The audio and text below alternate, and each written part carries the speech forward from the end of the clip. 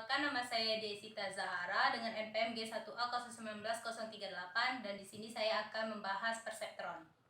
Baik, di sini kita akan mempelajari perseptron. Perseptron biasanya digunakan untuk mengklasifikasikan suatu tipe pola tertentu yang sering dikenal dengan pemisahan secara linear. Ini merupakan algoritma perseptron secara garis besar. Yang pertama, mulai dengan garis acak dengan sisi biru dan merah. Nah, di sini dapat dilihat saya sudah membuat sebuah garis di mana arsiran pertama itu berwarna pink, anggap saja berwarna merah, kemudian arsiran bawahnya yaitu berwarna biru. Yang kedua, pilih angka yang besar, jumlah pengulangan atau IPO. Katakanlah 1000 angkanya. Maksudnya di sini yaitu ketika kita bertemu dengan algoritma perseptron, maka kita akan bertemu juga dengan sebuah perulangan. Nah, di dalam perulangan itu nanti kita bakal memilih jumlah angka yang lebih besar. Yang ketiga, dalam melakukan perulangan itu nanti terdapat step-step lagi, yaitu step pertama, memilih poin secara acak. Di sini dapat dilihat terdapat titik-titik berwarna pink dan biru. Nah, titik-titik inilah yang disebut dengan poin. Yang kedua, jika kita lihat ini terdapat poin diklasifikasikan dengan benar dan poin diklasifikasikan tidak tepat atau tidak benar. Maksudnya di sini yaitu poin diklasifikasikan dengan benar ketika titik ini berwarna pink misalnya kan. Kemudian di sini garis yang mendekatinya juga berwarna pink. Jadi ketika di sini berwarna biru poinnya, maka garis yang mendekatinya di sini juga berwarna biru. Maka itu disebut dengan poin diklasifikasikan dengan benar. Jika tidak tepat atau tidak benar, maka seperti ini. Nah, ketika poinnya ini berwarna pink, maka garis yang mendekatinya itu berwarna biru. Kan ini kan beda warna gitu, nggak sewarna. Jadi dia dikatakan tidak tepat. Jadi, kita lanjutkan dengan rumus yang ada sebelumnya. Jika poin diklasifikasikan dengan benar, maka tidak ada melakukan pergerakan. Jadi kan kita sudah lihat nih, ketika poin berwarna pink, garisnya juga berwarna pink. Ketika poin berwarna biru, garisnya juga berwarna biru. Maka garis ini tidak akan digerakkan sama sekali karena poin juga sudah diklasifikasikan dengan benar. Namun jika poin diklasifikasikan tidak tepat, maka pindahkan garis ke arah titik yang kurang tepat tersebut. Misal, kita geserkan garis di arah sini. Kita lihat di sini poinnya berwarna biru, sedangkan garis yang ada di bawahnya berwarna pink. Kan secara tidak langsung semua daerah di sini diarsir berwarna pink. Karena dia tidak sewarna, maka kita dapat menggeserkan garis ini menghadap poin yang kurang tepat. Di sini kan poinnya kurang tepat nih, kita geserkan ke arah sini. Dan begitu pun seterusnya. Jadi kita akan mengulangi step yang ada di sini tadi sampai garis tersebut memisahkan poin dengan benar. Sampai seperti ini ketika pink bertemu dengan garis pink dan biru bertemu dengan garis biru. Sekarang kita akan mempelajari bagaimana memindahkan garis ke arah titik. Yang pertama translasi dan dua cara lainnya yaitu menggunakan rotasi. Yang pertama translasi, yaitu memindahkan garisnya secara ke atas atau ke bawah. Yang kedua yaitu ada rotasi. Nah, rotasi ini terdapat dua jenis. Pertama yaitu menggunakan titik perpotongan garis dengan sumbu Y. Lalu yang kedua yaitu rotasinya menggunakan titik perpotongan garis dengan sumbu X. Nah, sekarang kita bakal melanjutkan ketika algoritmanya itu menggunakan sebuah persamaan. Nah, di sini pertama jika dimulai dengan beberapa garis persamaan acak, maka formulanya menjadi AX plus BY plus C sama dengan 0. Yang kedua, sama seperti algoritma perseptron yang di awal, yaitu pilih angka yang besar ketika mengalami sebuah perulangan. Pilih misalnya contohnya angka 1000. Nah, namun untuk langkah yang berikutnya, ketika menggunakan persamaan ini kita bakal menggunakan learning rate juga. Nah, kalau learning rate nanti kita pilih angka yang lebih kecil, contohnya 0,01.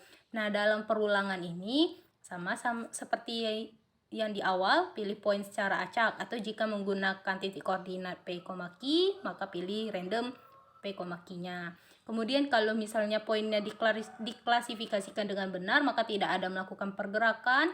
Tapi ketika poin diklasifikasikan tidak tepat baru, khususnya untuk P, Q. Jika poin berwarna biru, ingat ketika titiknya berwarna biru dan garisnya itu berwarna merah, di area warna merah, maka kita bakal menggunakan mode decrease atau pengurangan sebanyak 0,01 P di A, kemudian 0,01 Q di B, dan 0,01 C di C, yaitu di C sini. Kenapa warna merah ini bakal menggunakan decrease atau pengurangan? Karena daerah merah ini tadi merupakan daerah positif, di mana AP plus BQ plus C lebih besar sama dengan 0. Kemudian sebaliknya, jika poinnya berwarna merah atau titiknya itu tadi berwarna pink, di area warna biru, di mana garisnya itu tadi arsirannya berwarna biru, maka kita bakal melakukan mode increase 0,01 P di A, 0,01 Q di B, dan 0,01 di C. Di mana daerah biru ini tadi merupakan daerah negatif, di mana AP plus BQ plus C kurang dari sama dengan 0. Untuk lebih pahamnya lagi, kita bakal menggunakan sebuah contoh untuk mengaplikasikan algoritma ini. Di sini merupakan contoh untuk mengaplikasikan algoritma yang sudah dibahas sebelumnya. Nah, di sini kita menggunakan titik koordinat 4,5, di mana jaraknya untuk ke X itu 4 dan ke Y itu ada 5. Dengan menggunakan learning rate sebesar 0,01 dengan persamaan 2X plus 3Y plus minus 6 sama dengan 0. Tentu kita tadi sudah membahas sebelumnya. Coba kita lihat dulu, yaitu ini poinnya berwarna biru. Garis yang di awal ya ini berwarna merah. Kita lihat di algoritma sebelumnya. Ketika poin berwarna biru di area warna merah, yaitu garisnya berwarna merah, maka kita bakal menggunakan mode decrease atau pengurangan sebesar learning rate yang sudah dijelaskan tadi. Learning rate kita juga pas, yaitu 0,01. Namun untuk membuktikan kenapa dia menggunakan decrease semua, kita akan jelaskan satu-satu. Baik, di sini kita bakal langsung ke konstanta minus 6. Karena kan menggunakan translasi terlebih dahulu. Kan sebenarnya menggunakan mode decrease semua ya, cuman biar kita lebih paham, kita jelaskan satu-satu.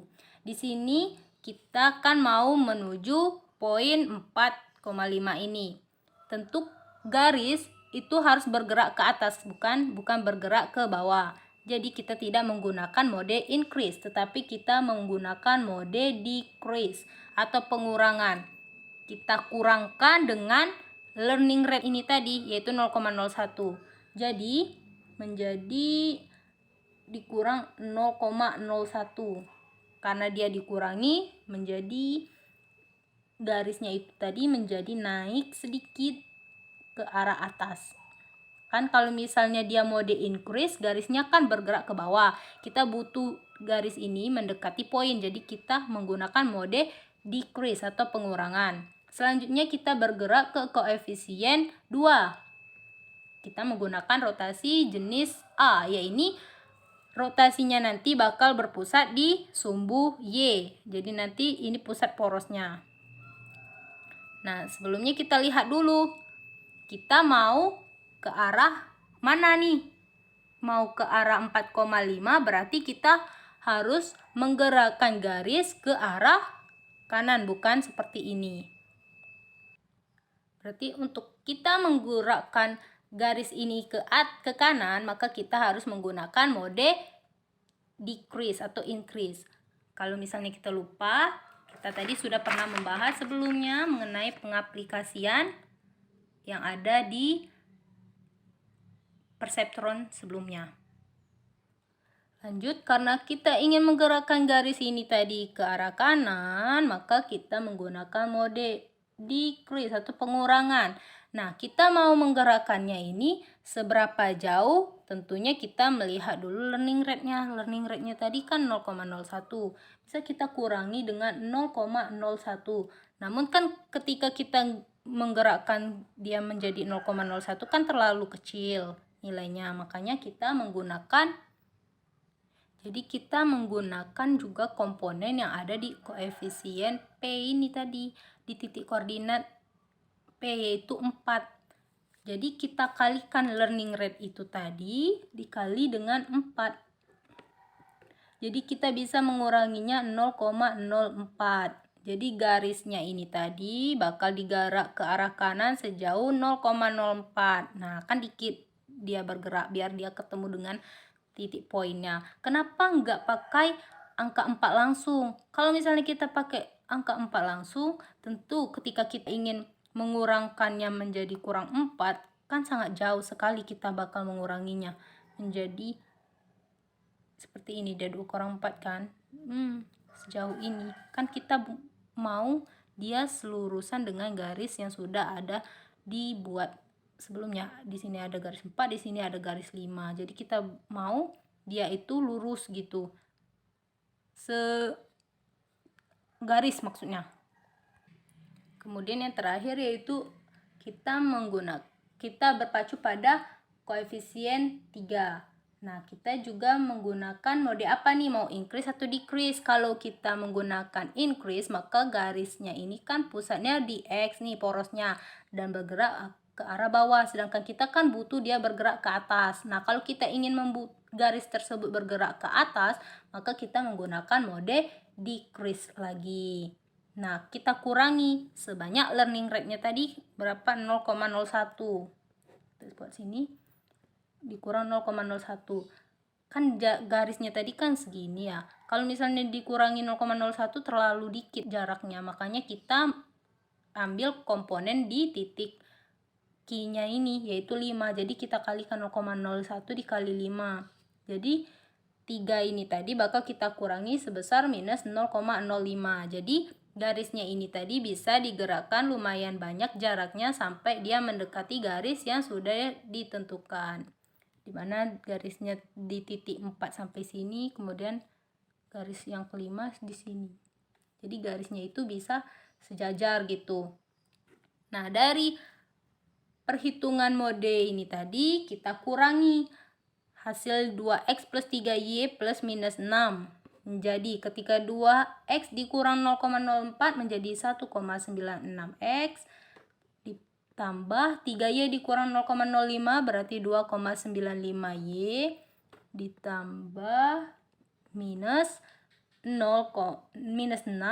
minus 0,01 berarti minus 6,01.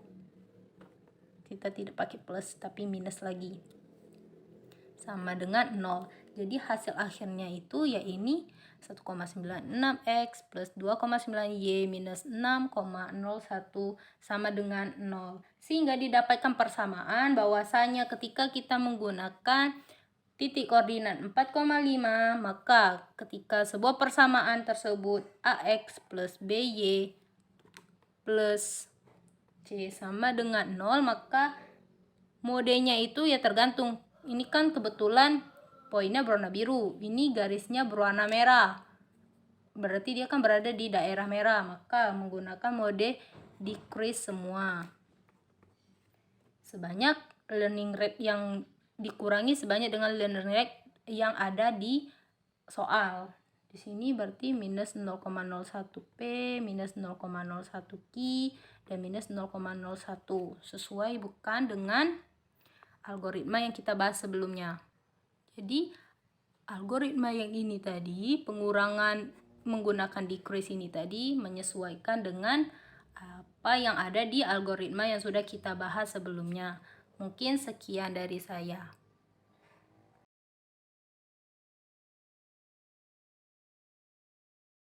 Saya Ninda Puji Lestari dengan NPM G1-19005.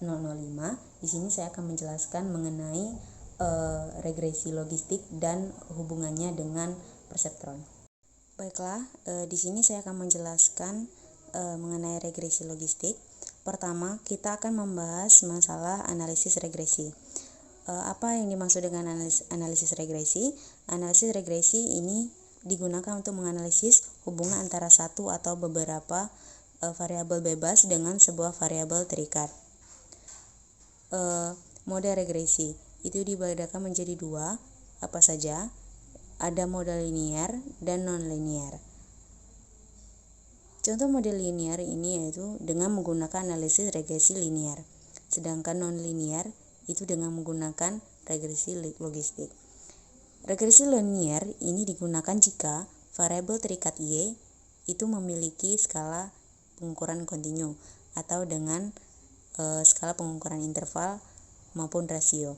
Kemudian regresi logistik digunakan jika variabel terikat Y memiliki skala kategorik atau skala pengukuran nominal maupun ordinal. Nah, pada yang kita akan bahas ini adalah regresi logistik. Kapan kita menggunakan regresi logistik? Regresi logistik digunakan jika variabel terikat Y memiliki skala pengukuran nominal. Nominal maksudnya memiliki skala pengukuran atau terdiri dari dua kategori atau biner, atau memiliki lebih dari dua kategori. Dan yang kedua yaitu jika variabel terikat Y-nya memiliki skala pengukuran ordinal. Ordinal di sini sudah memiliki kategorinya sudah memiliki tingkatan. Kemudian peubah bebas X bisa memiliki skala peubah kontinu dan kategorik. Tujuan dari regresi logistik pertama yaitu menghitung peluang. Persamaan yang diperoleh dari proses regresi logistik dapat digunakan untuk menghitung peluang seseorang dari luar responden penelitian. Yang kedua yaitu melihat karakteristik. Tujuan kedua ini sering digunakan untuk melihat perbedaan karakteristik antara dua. Biasanya ini membahas odds rasio dari dua variabel yang berbeda. Yang ketiga yaitu faktor variabel bebas atau yang berpengaruh. Kemudian jenis regresi logistik itu dibedakan menjadi 3. Yang pertama regresi logistik binar, yang kedua regresi logistik multinomial, yang ketiga regresi logistik ordinal. Perbedaannya adalah regresi logistik binar digunakan jika variabel tingkat Y memiliki dua kategori atau binar. Kemudian regresi logistik multinomial itu digunakan jika variabel terikat Y lebih dari dua kategori. Sedangkan yang ketiga regresi logistik ordinal digunakan jika variabel terikat Y memiliki skala ordinal atau sudah memiliki tingkatan. Nah, selanjutnya kita akan melihat algoritma regresi logistik. Yang pertama yaitu mulai dengan sebuah garis random dari persamaan AX ditambah B ditambah C sama dengan 0. Kemudian pilih sejumlah besar nomor. Di sini dipilih sesuai pengulangan yang ingin dilakukan. Yang paling besar yaitu 1000. Kemudian pilih angka yang paling kecil, angka terkecil yang merupakan tingkat pembelajaran. Nah, di sini angka terkecilnya adalah 0,01. Kemudian langkah keempat adalah ulangi 1000 kali.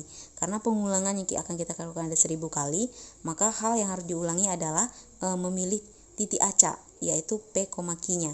Jika titik adalah benar pengklasifikasiannya, maka pindahkan garis dari titik sedikit sesuai dengan sesuai dengan pembelajaran pada perseptron. Kemudian jika salah diklasifikasikan, maka kita memindahkan garis ke arah titik. Nah, kemudian hal-hal yang dapat kita lakukan adalah yang secara ringkasnya adalah ini: menjumlahkan learning rate-nya, kemudian dikali dengan selisih antara label, dan kemudian dikali juga dengan waktu prediksi P, lalu sehingga menghasilkan titik A. Kemudian untuk juga 0,01 dikali dengan selisih label, dikali dengan waktu prediksi Q, sehingga menghasilkan titik B, dan begitu seterusnya untuk titik C. Maka setelah itu titik dapat setelah itu garis sudah bisa kita buktikan itu benar.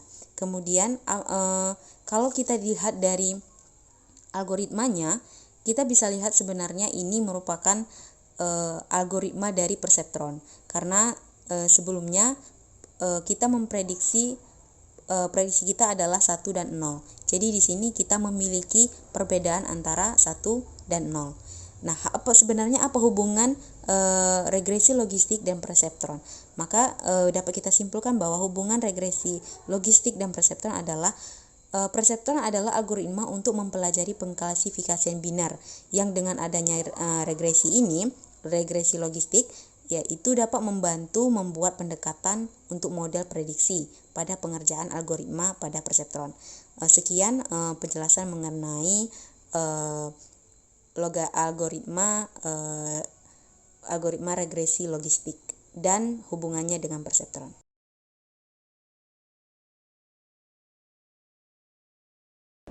Perkenalkan, nama saya Reza Utami, PMG 18080 dari Prodi Teknik Informatika. Di sini saya akan menjelaskan tentang algoritma penurunan gradien atau gradient descent. Merupakan algoritma yang digunakan untuk mencari nilai minimum lokal yang dihasilkan dari suatu fungsi permatrik. Teknik ini didasarkan pada fakta bahwa nilai gradien dari fungsi pada titik tertentu menyatakan kemiringan lereng dari nilai tersebut terhadap titik dan sekitarnya, sehingga nilai minimum dapat diraih dengan mengurangi nilai titik tersebut dengan nilai gradien. Algoritma ini dapat dibalik untuk tujuan mencari nilai maksimum dengan cara menambah suatu nilai titik dengan gradien fungsinya pada titik tersebut. Algoritma ini sangat umum digunakan pada teknik registri maupun pelajaran mesin untuk mencari variabel atau fungsi galat sehingga suatu fungsi dapat memodelkan data dengan galat yang minimum.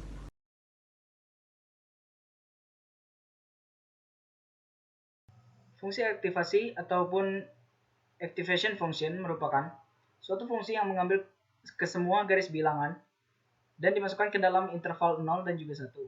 Jadi, pada suatu garis bilangan tersebut, kita dapat mengetahui bahwa 0 berada di tengah, lalu 1, 2, 3, dan seterusnya ke kanan, sedangkan untuk minus 1, minus 2, minus 3, dan seterusnya berada di kiri.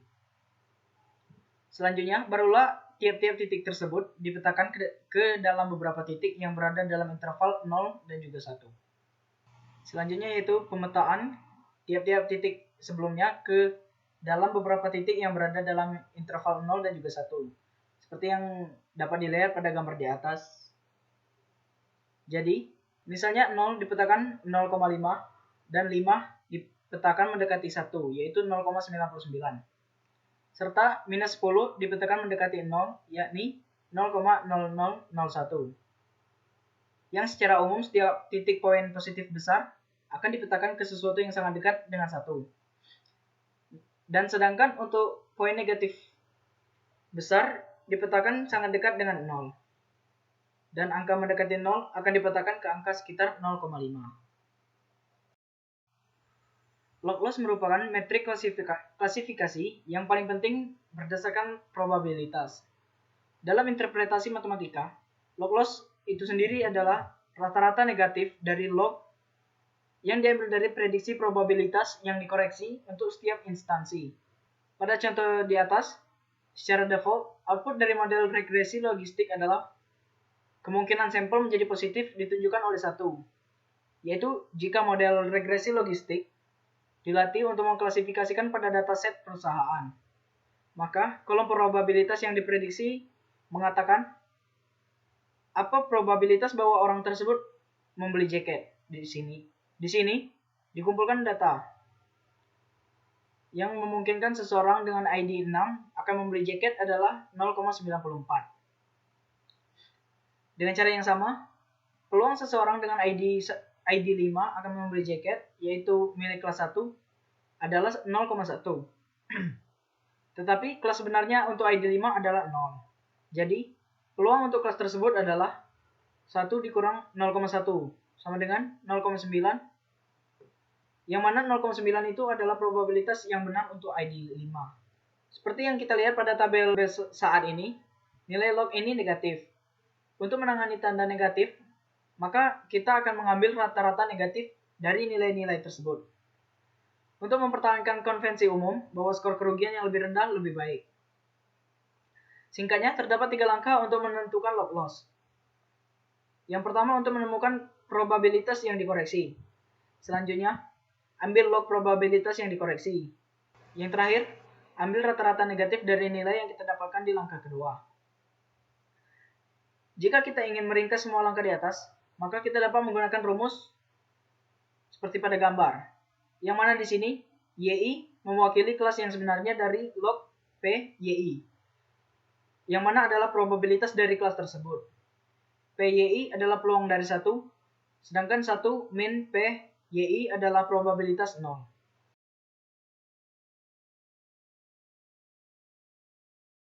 Baik, perkenalkan nama saya Febrianto Ramandes dengan NPMG 1A019015.